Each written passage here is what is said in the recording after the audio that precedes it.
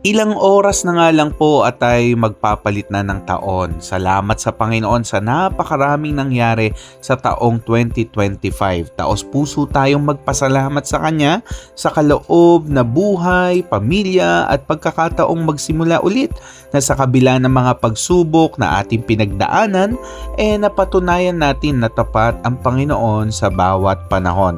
Hindi siya nagbabago, talagang siya'y nagmamahal at kumakalinga sa ating lahat. Habang tinatahak natin ang bagong taon na ito, ituon natin ang ating mga mata kay Jesus, ang ating gabay, lakas at pag-asa. Hindi man natin alam ang mangyayari, pero alam natin kung sino ang kasama natin sa paglalakbay na ito, na hindi tayo kailanman iiwanan ni pababayaan man. Panigurado, hindi rin perpekto ang taong 2026, but meron tayong perpektong Diyos na laging nakaalalay na napakaraming pangako para sa ating lahat. Naway mapuno ang ating mga tahanan ng pananampalataya, pasasalamat at pag-ibig. Isang mapagpala at makabuluhang bagong taon po sa ating lahat.